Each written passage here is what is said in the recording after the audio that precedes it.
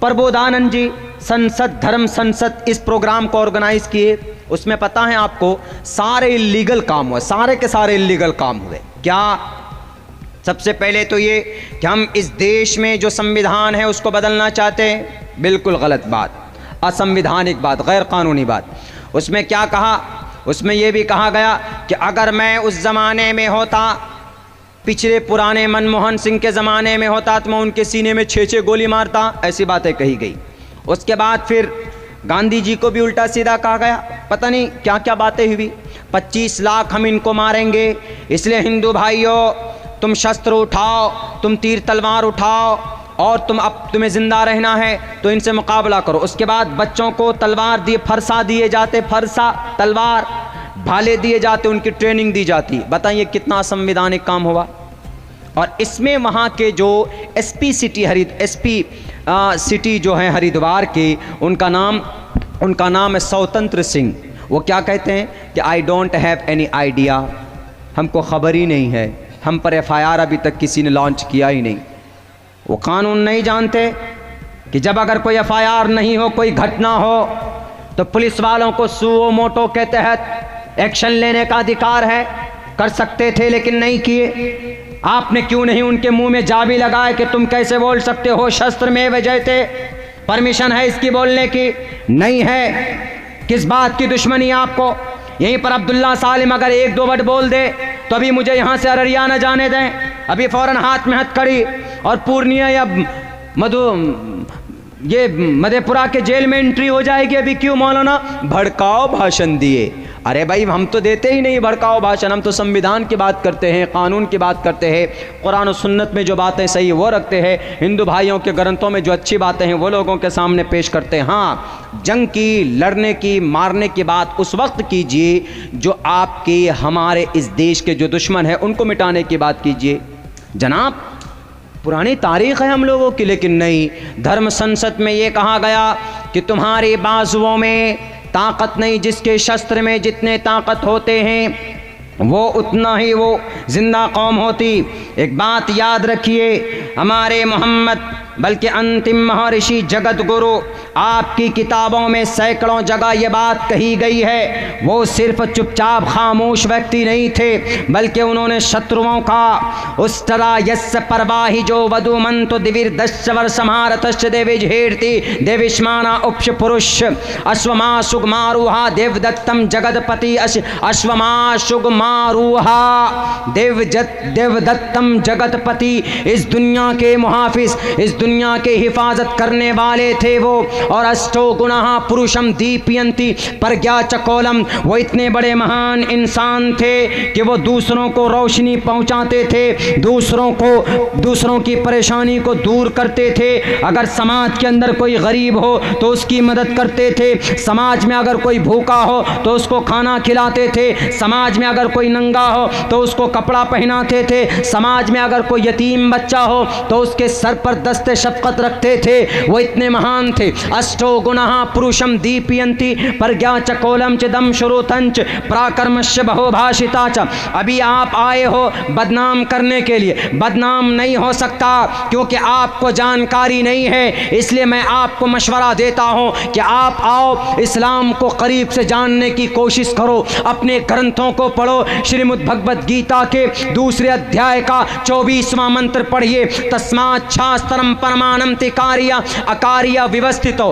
कार्य अकार्य, कौन सा काम करना है, कौन सा काम नहीं करना, कार्य अकार्य व्यवस्थितो ज्ञात्वा शास्त्र विधानोक्तम कर्म कर्तुमर्हसि। आपको वहां पर ज्ञान मिल जाएगा कि हमको इस देश में कैसे रहना है, क्योंकि यहाँ पर मुसलमान भी रहते हैं, यहाँ पर क्रिश्चियन भी रहते हैं, यहाँ पर मंदिर है तो यहाँ पर मस्जिद भी है, यहाँ पर अगर गुरुद्वारा है तो यहाँ पर चर्च भी है, और यहाँ पर अगर कहीं पर कोई मस्जिद है तो दूसरी जगह पर कलीसा भी है। इसलिए उन सब का एहतराम करते हुए हमें आगे बढ़ना होगा। हम इस बारे में सोचते नहीं, सिर्फ ये देखो मारो पीटो जिहाद, मॉब लिंचिंग, लव जिहाद। अनाप शनाप जिसकी कोई हकीकत नहीं। जिहाद बोलते हैं शत्रुओं के खिलाफ लड़ना, दुश्मनों के खिलाफ, देश का शत्रु, टेररिज्म से लड़ना, आतंकवाद से लड़ना। अगर आपके दिमाग में है कि आतंकवाद मुसलमान होते, मैं ये भी तारीख बता देता हूँ मुसलमान के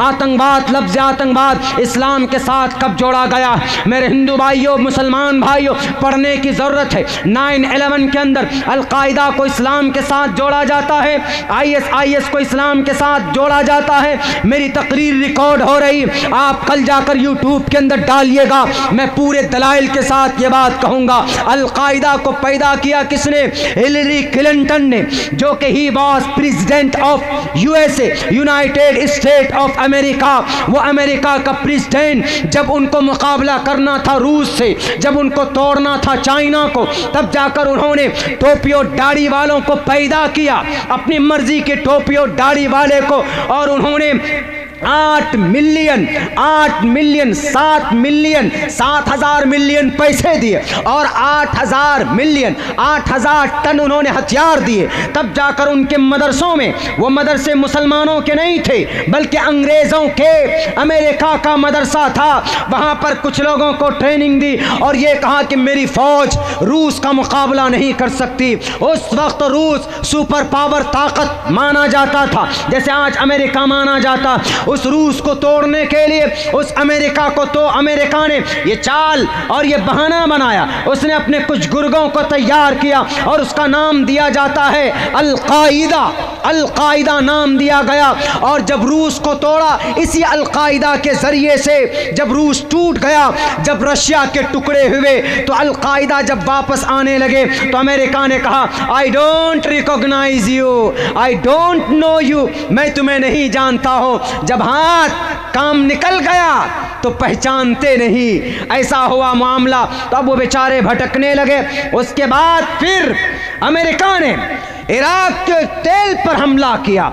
जब वहाँ के आर्मी ने मुकाबला किया उनसे, तो वहाँ के कुछ आर्मी जिन पर जुल्म किए गए, उन भटके हुए आर्मी और ये अलकायदा दोनों मिलकर ISIS दाइश बने। इन दोनों से IS जन्म लिया है, इस्लाम से ISIS का कोई ताल्लुक नहीं है। और जब पेंटागन में 2 हवाई हमले हुए, 3,000 people has been killed by this incident, तब जाकर 9/11 सन 2001 के अंदर वहां के मीडिया ने, कहा कि अमेरिकन मीडिया ने जोड़ा कि ये इस्लामिक टेररिज्म की तरफ से ये हमला किया गया। इस्लामिक टेररिज्म पहला वर्ड है जो इस्लाम के साथ टेररिज्म को जोड़ा गया, ये अमेरिका ने जोड़ा है, वरना उससे पहले इस्लाम के साथ आतंकवाद नहीं जोड़ा जाता था।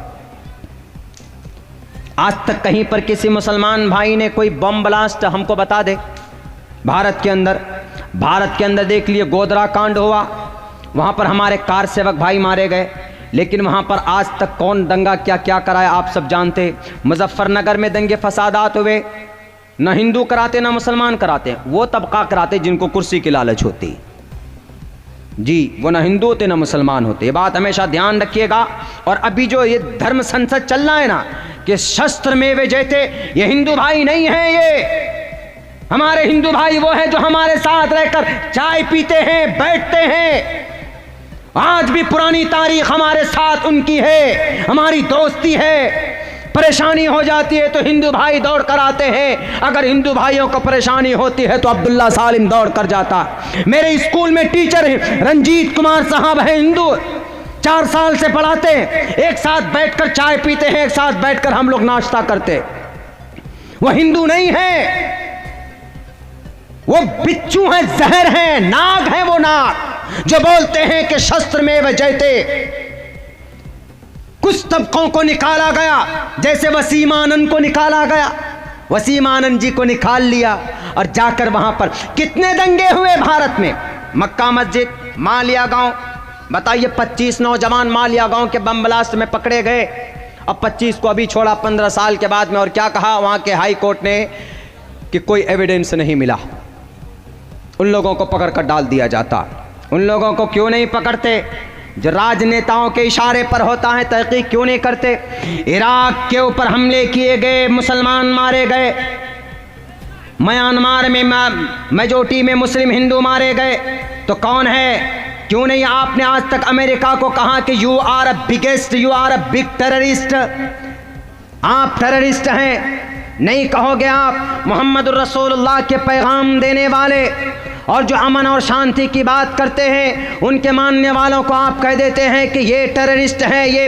अरे भाई, टेररिस्ट इस्लाम या शरीयत नहीं है। और हमारे मीडिया वाले को न मालूम पता नहीं कौन से घाट का पानी पिला दिया है, वो अपने डिबेट में क्या चलाएंगे। मौलाना, आप यहाँ पर शरिया कानून लाना चाहते हो। अरे शरिया कानून का मतलब क्या? शरिया कानून का मतलब एक बेहतरीन सुकून और एक निज़ाम है कुरान का।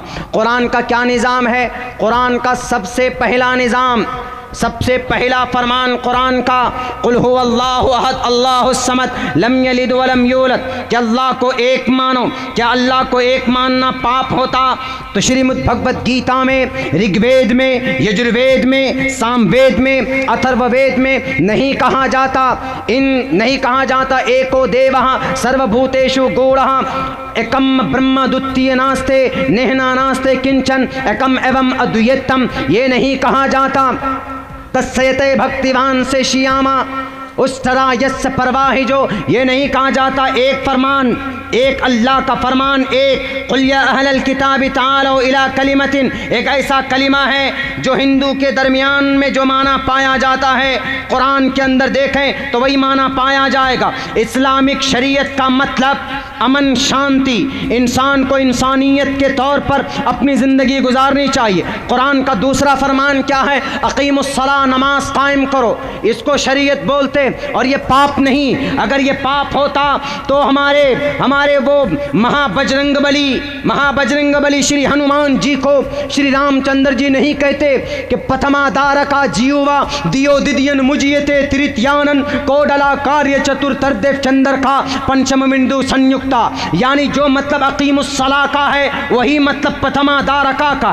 यहाँ पर अकीमुस्सलाह का मतलब जिब्राइल अमीन मोहम्मद रसूलुल्लाह को समझाते हैं, तो यहाँ पर श्री रामचंद्र जी श्री हनुमान जी को समझाते। शरीयत का क्या दूसरा तीसरा क्या पैगाम है? शरीयत का तीसरा पैगाम है वआतुज़ ज़कात, ज़कात अदा किया करो, दूसरों को दिया करो, गरीबों को खिलाया करो, इससे तुम्हारे माल के अंदर बढ़ोतरी होगी। पंडित दयानंद सरस्वती जी ने सत्यार्थ प्रकाश के तीसरे लाइन में बात लिखी, साफ लफ्जों में लिखी उन्होंने कि दृष्टि ही दृष्टि पूताम वस्त्र पूताम जलम भेद ये सेदवादम मुत्य पूताम, जो मतलब आतुज़ ज़का का है वही मतलब इस मंत्र का है। बताओ शरीयत को आप कैसे कहते हो कि शरिया वाले शरिया गलत है? शरिया गलत नहीं। शरीयत का मतलब जिना से रोकना, वला तक़रबुज़ जिना, रेप से रोकना। शरीयत का मतलब नौजवानों को शराब से रोकना, वला तशरिबिल खमर फ़इन्नहा मिफ्ताहु कुल्लि शर्रिन। शरीयत का मतलब चोरी करने से रोकना,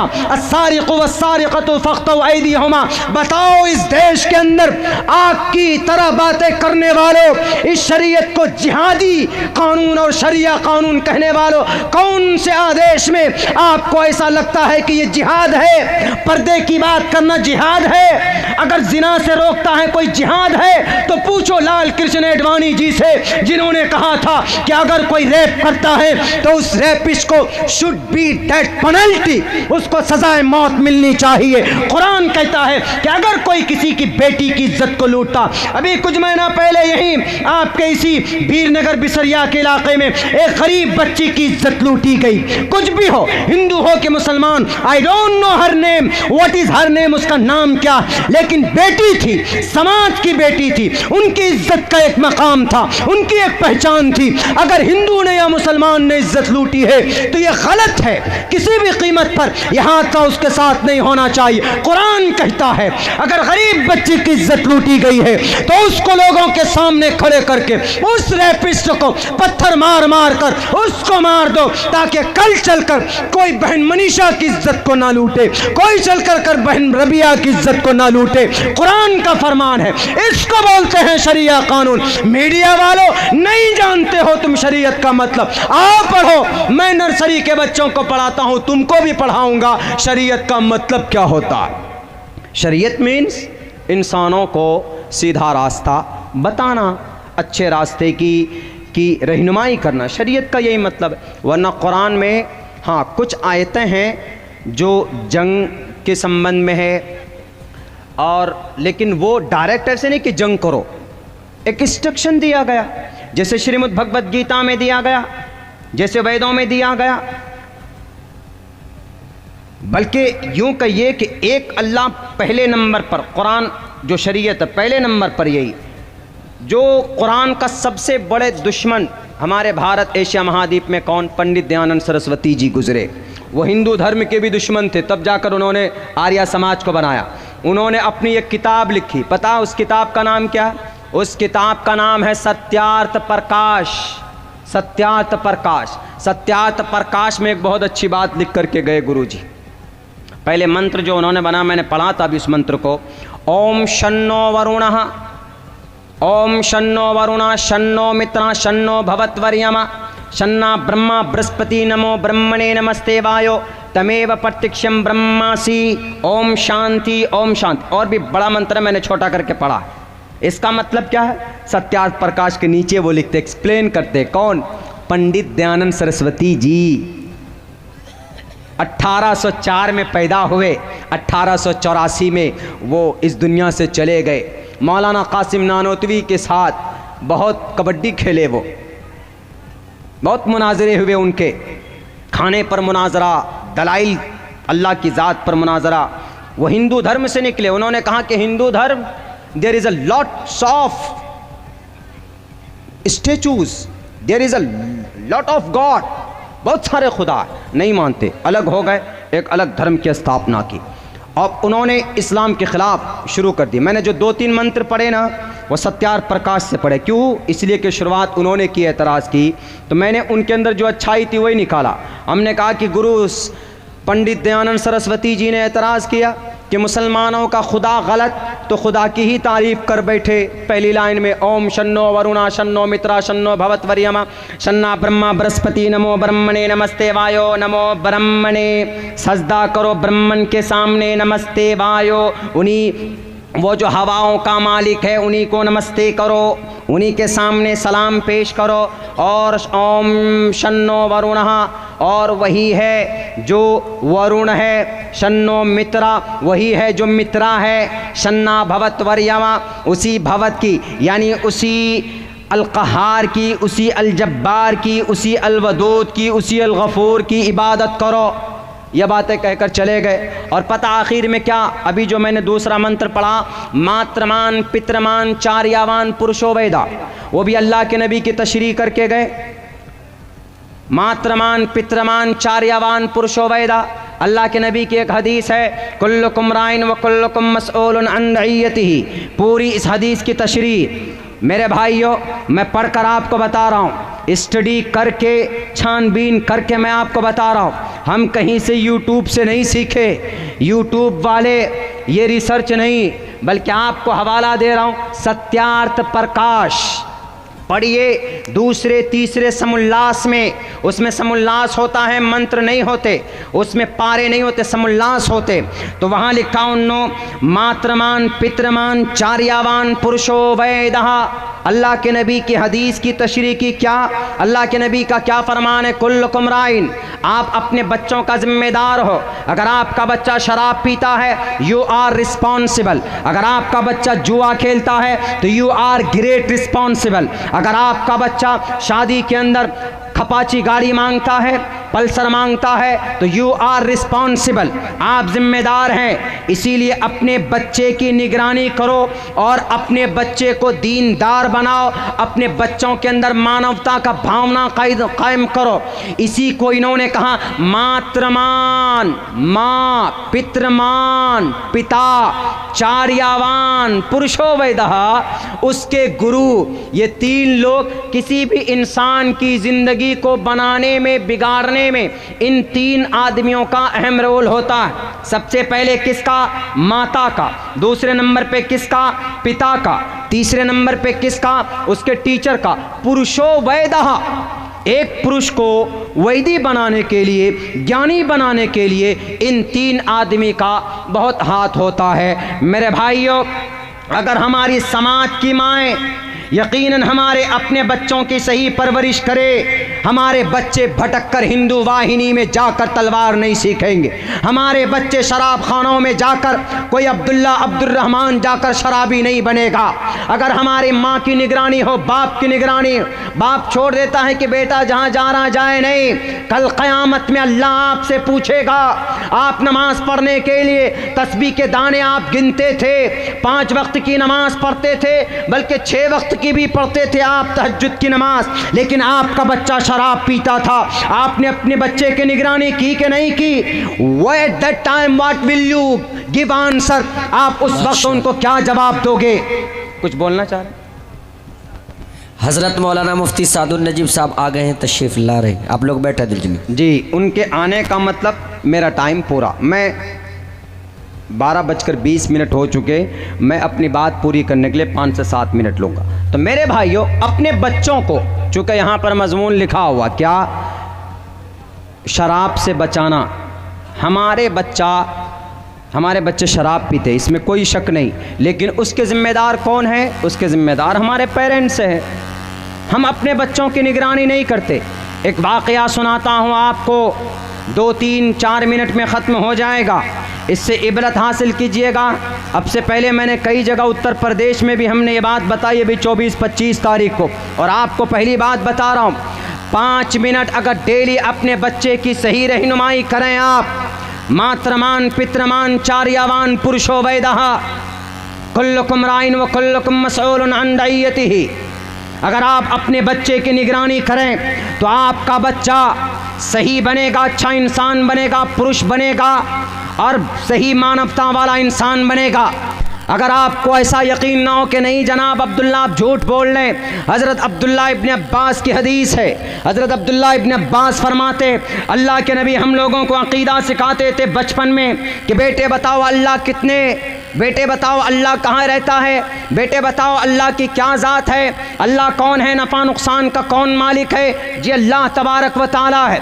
सारी बातें अक़ीदे सिखाते थे। हम अपने बच्चों को अक़ीदा नहीं सिखाते, हम अपने बच्चों को कुरान नहीं बताते, हम अपने बच्चों को अल्लाह की ताकत नहीं बताते, हम अपने बच्चों को हराम हलाल क्या है नहीं बताते। जब वो बच्चा आगे चलकर शराबी बनता है तो उस वक्त हम पछताने और वावेला मचाते। नहीं, बचपन से अपने बच्चे की निगरानी कीजिए तो इंशाअल्लाह तबारक व तआला आपका बच्चा देश का भी मुजाहिद होगा, आपका बच्चा इस्लाम के प्लेटफॉर्म से भी इस्लाम का नाम और शरीयत के झंडे को लेकर आगे बढ़ने की कोशिश करेगा। आपको याद होना चाहिए 1750 में एक जवान बच्चा, एक बच्चा पैदा होता है 10 साल की उम्र में। उसके बाप ने सिर्फ 5 मिनट की तकरीर की थी और उसको कहा था कि बेटे तुम अल्लाह के सामने, अल्लाह के अलावा किसी के सामने मत झुकना, बड़ी से बड़ी ताकत आ जाए किसी से डरने की ज़रूरत नहीं है। वल्लाहु अहक़्क़ु अन तख़शौ, अल्लाह तबारक व तआला से डरना और बाकी किसी तुर्रम खां से डरने की ज़रूरत नहीं। वो कौन था मैं नाम बताऊंगा। उसके बाप को जिला वतन कर दिया जाता है, कुछ दिनों के बाद जंग में उसके बाप को हलाक कर दिया जाता है। उन 1780 के अंदर जब वो कुर्सी इख्तिदार पर बैठता है, जब उसके सामने चारों तरफ से दुश्मन हमले करते, अपने बागी बन जाते, उस मुजाहिद का नाम, उस शेर का नाम उसके बाप ने 5 मिनट की तकरीर की थी बचपन में। 10 साल की या 5 साल की उम्र रही होगी, उस नौजवान के दिलो दिमाग में उस 5 मिनट की तकरीर ने पूरी उसकी ज़िंदगी को मुजाहिदाना ज़िंदगी बना कर रख दिया। और वो इतना बड़ा शेर बना जिसको दुनिया शेर हिंदुस्तान टीपू सुल्तान के नाम से जानती। वो टीपू सुल्तान किसी मदरसे में नहीं पढ़े थे, वो टीपू सुल्तान किसी मकतब में नहीं गए थे। अपने बाप के पास रहकर, अपने माँ के पास रहकर, उनके माँ बाप ने जो उनकी तरबियत की थी, वो टीपू सुल्तान जिसका नाम शेर इसलिए नहीं पड़ा कि बैक, वो उस वक्त में उसका एक डायलॉग मशहूर हुआ कि शेर की एक दिन की जिंदगी गीदड़ की 100 साला जिंदगी से बेहतर होती है। नहीं, ये शेर ऐसे नहीं थे। एक वक्त में दोनों हाथ से तलवार चलाने वाला योद्धा, आज तक अगर दुनिया की तारीख में किसी का नाम है तो वो टीपू सुल्तान का नाम है। ये वो टीपू सुल्तान थे। जब इनके सामने में एक तरफ से मराठा सेना, दूसरी तरफ से निजाम दक्कन, ये भी अंग्रेज के गुलाम बन चुके थे, तीसरी तरफ से नवाब मोहम्मद अली अली खान ये भी गुलाम बन चुके थे। एक तरफ से जनरल हॉर्स, पांचों तरफ से यलगार होता है टीपू सुल्तान के हवेली पर। टीपू सुल्तान फजर की नमाज पढ़ते हैं 6 मई को 1799 को श्रीरंगापट्टनम मैसूर के उस धरती पर फजर की नमाज से पहले तहज्जुद की नमाज पढ़ते हैं। अजान होती है, कुरान करीम की तिलावत करते हैं, अपने ताऊस नामी घोड़े पर बैठते और अपने दोनों हाथ में तलवार लेते।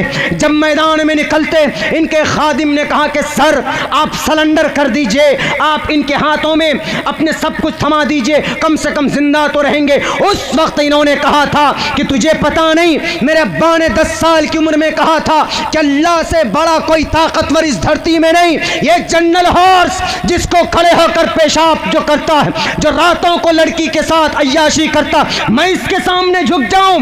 मैं अल्लाह तबारक व तआला अल्लाह के नबी की सुन्नत को जिंदा करने के लिए निकला। जैसे अल्लाह के नबी जंग हुनैन में तन्हा कहा था, अनन नबिय्यु ला कज़िब अना इब्नु अब्दुल मुत्तलिब, मैं नबी हूं, मैं इब्न अब्दुल मुत्तलिब हूं, मैं झूठा नहीं हूं। आओ कौन माए का लाल है जो मुझसे मुकाबला करेगा? मैं नबी की सुन्नत को जिंदा करने के लिए आया। और सुनो, मैं नहीं डरता निजाम दक्किन से, मैं नहीं डरता मराठा सेना से, मैं नहीं डरता नवाब मोहम्मद अली खान की फौजों से, मैं नहीं डरता जनरल हॉर्स से। जिसको जितनी ताकत है मुकाबला करे। एक वक्त में तलवारों बिजली की तरह तलवार चलाने वाला मुजाहिद टीपू सुल्तान मुजाहिद बना, अल्लाह वाला बना। कहां से? मातरमान पितरमान चार्यावान पुरुषोवैदा बाप की 5 मिनट की तकरीर ने ऐसा मुजाहिद बनाया कि इस देश को इतना बड़ा मुजाहिद अभी तक नहीं मिला है। ये नवाब टीपू सुल्तान, फतेह अली खान टीपू सुल्तान जब लड़ रहे थे, आखिर वक्त में गोली लगी, छुपकर गोली मारी गई। कहाँ गोली लगी? ये कान के ऊपर गोली लगती, बेहोश होकर गिर जाते। पहले घोड़े को शहीद किया, घोड़े इनके मरते, गोली लगती घोड़े पर, घोड़े के गिर जाते। टीपू सुल्तान को मारा जाता। इनके कमर से वो हीरे की पेटी को खोलने के लिए एक अंग्रेज आता है तो पलट कर वार करते, उसका सर तन से जुदा हो जाता, उसके तर्क को गर्दन से उसके सर को जुदा कर देते हैं। मेरे भाइयों, तब जाकर जनरल हॉर्स कहता है कि ये फौजी नहीं है, ये फौजी नहीं है, ये यमदूद है, ये यमदूद है, ये घायल शेर है, ये अल्लाह का मुजाहिद है। कौन कहता है? जनरल हॉर्स कहता है। जब ईमान इतना मजबूत हो, जब शरीयत एक हाथ में हो, दूसरे हाथ में आपकी अपनी देश की, अपने मुल्क की, अपनी शरीयत की रक्षा के लिए तलवार हो, तो दुश्मन भी कांपेंगे, उन्हें कांपना पड़ेगा। चाहे वो चीन हो, चाहे वो रूस हो, चाहे वो अमेरिका हो, कोई भी हो। तब जाकर जनरल हॉर्स ने कहा कि काम डाउन, मत जाओ करीब। अभी 5 घंटे तक जनरल हॉर्स की हिम्मत नहीं हुई थी कि टीपू सुल्तान के करीब जाते। क्यों? शेर सो रहा, कहीं पलट कर हमला न कर दे। 5 मिनट 5 घंटे के बाद जाकर उनकी बॉडी पर खड़ा होकर कहा था कि आज से ये देश मेरा। इतना बड़ा मुजाहिद कहाँ से पैदा हुआ मेरे भाइयों? बाप की उस 5 मिनट की तकरीर ने टीपू सुल्तान को फतेह अली खान शेर हिंदुस्तान बनाया था। हम लोग आज भी अपने बच्चों को अगर सही तरबियत करें तो हमारा बच्चा ऐसा बन सकता है। मुझे बहुत सारी बातें करनी थी, लेकिन चूँकि बहुत सारे निज़ाम हैं तय किए गए,